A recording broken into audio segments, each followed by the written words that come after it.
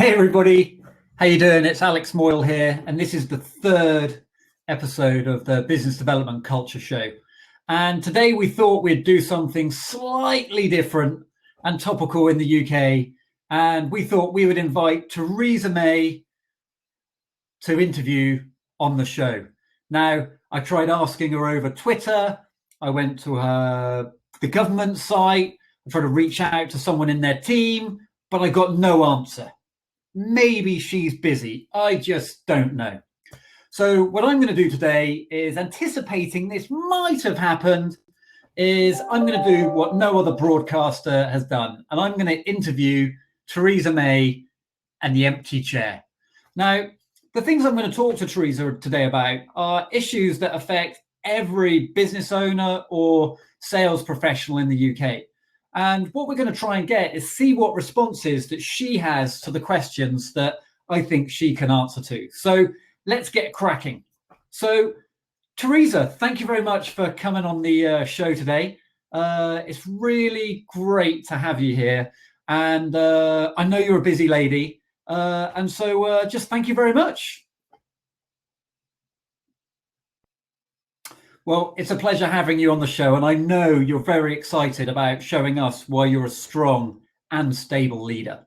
So let's get on to the first topic of this, is that obviously we've got a lot of business owners and sales professionals on this show, and all of them every day get involved in negotiations. And I figure that you are about to embark in the mother of negotiations. There's not going to be many big negotiations bigger than this. So I just wanted to ask your advice, and just to see whether you'd be willing to share some of your insights. Yes, I see how a strong and stable approach to leadership will be good for negotiations, but maybe we can expand on that a little bit. Now, at the moment, the way you and the European Union are playing the negotiation is classic negotiation strategy. Lots of talk of red lines, both sides looking to walk away. You know, it's sort of like, it's a textbook, sort of like how to conduct a negotiation back in the 1980s. Now, I'm not sure if you've read this book here by Stuart Diamond. He's one of the world's leading experts on negotiations, and what he's credited with ending the writers' strike, which enabled the TV programs to be made that kept us entertained on Saturday nights. And he talks about a few things that you can maybe think about when it comes to negotiations. Now, he talks about the lowest level of negotiation being where you're forcing people to do what you want them to do. You're trying to impose your will on the other side. And the challenge is that I'm not sure the UK's got that much power, because obviously you're sitting in front of 5 presidents. It's more likely to be like you standing on the stage and Simon Cowell, David Williams, and the other judges on Britain's Got Talent just sitting there waiting to veto. So I guess that way, which is what you're going at the moment, may not work the best. The second technique is thinking about, are you getting them to think what you think? And this may be somewhere where you can begin to help them understand why we're thinking the way we're thinking. Oh, right. So you think that we need strong and stable leadership. So only strong and stable leadership is going to be able to help us get them to understand what they think. Right. Okay, that's a good one. So moving on to the third and the fourth one, is the third level of negotiations, where it's much more about changing their perceptions. You know, it's really about getting people to perceive what you want them to perceive. So what's your strategy to help the European Union perceive our perspective in the upcoming negotiations?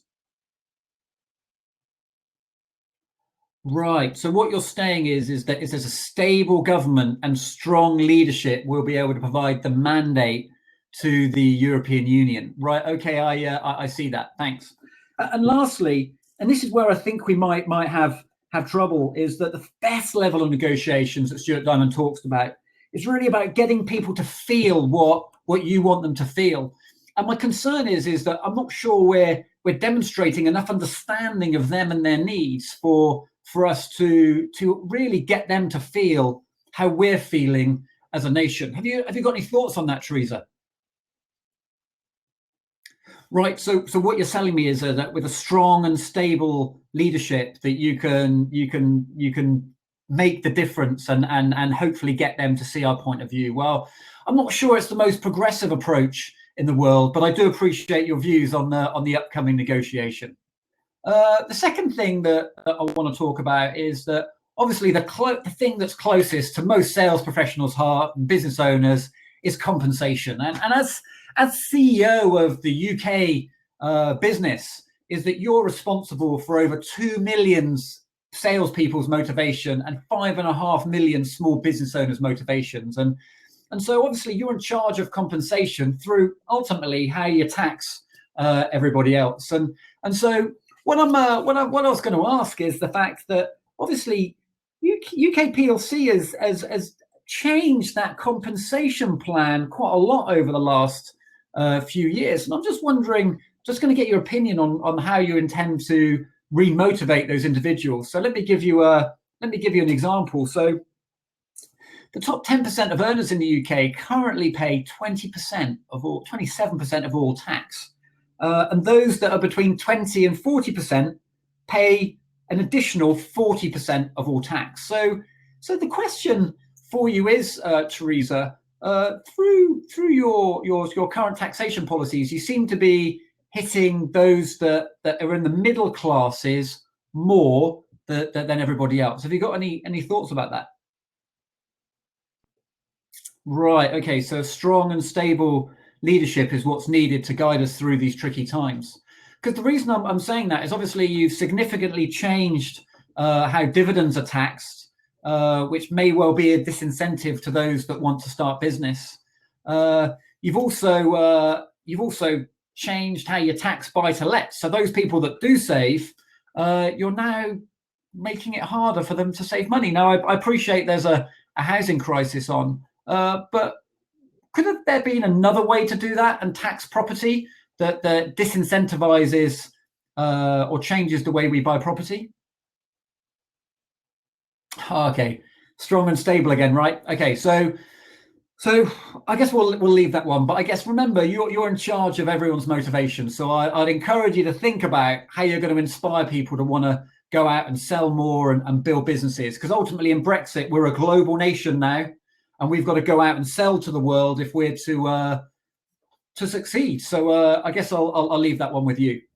The next thing I wanted to think about is that this is one of my favorite leadership books of all time by Goffey and Jones, and it's Why Should Anyone Be Led by You? And so what's great about this book is that it, in the main, just talks about being authentic. And what it means by being authentic is just like, do people believe you're a normal human being? And so what I've observed is that you use the word strong and stable a lot, and that would make me feel that it's probably words that were put together by a spin doctor rather than something that you believe yourself. So the question for you, Theresa, is why should anyone be led by you?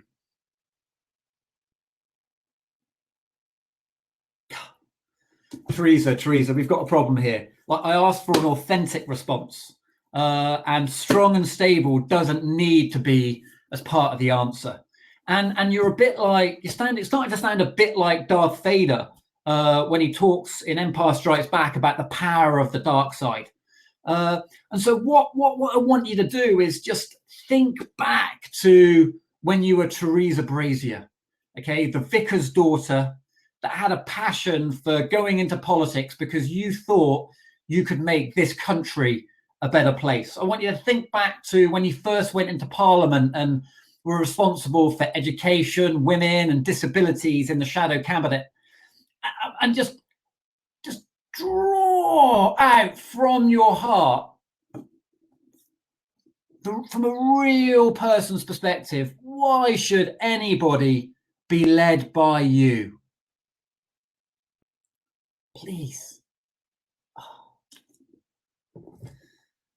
Theresa, look, we've got to be able to do something. So I mean, this really is like Darth Vader, because I can feel the good. I can feel the good inside you, you know, and I know part of you saying Theresa Brazier is dead. Only Theresa May exists. But I believe there is good inside you. I believe that there is an authentic leader inside you. So please, please, please, could you answer the question, which is, why should anyone else or anyone be led by you in a meaningful and genuine way? And so we're moving to the end of the interview now, because I appreciate the chair is going to be not particularly exciting for those that are watching.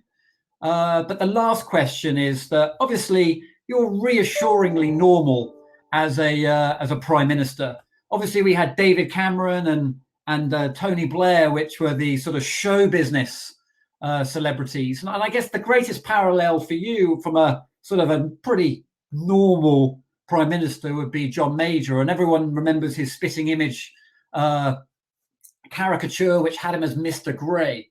But how we learned after he left office is that he had a bit of a dark side, really, and actually had a bit of an edgy personality, because we learned that after sort of Parliament closed, he always liked a little bit of curry.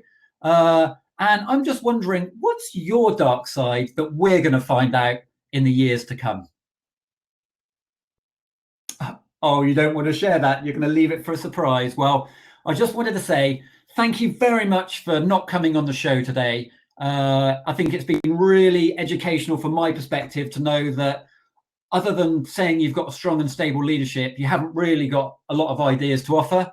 But you know what? It's not like there's a lot of change going on in the world, and it's not like we're potentially going through significant change. So I'm inspired and motivated by the authenticity of your responses. So just a reminder, these are two great books, Stuart Diamond, Getting More, and Why Should Anyone Be Led by You? Both of these should be on your Christmas list. So I'm going to say thank you very much.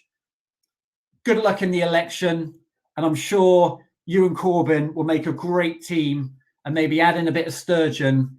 And between you, the UK could not be in better hands with the potential leaders that we've got. Thanks a lot, Theresa. Take care. Goodbye.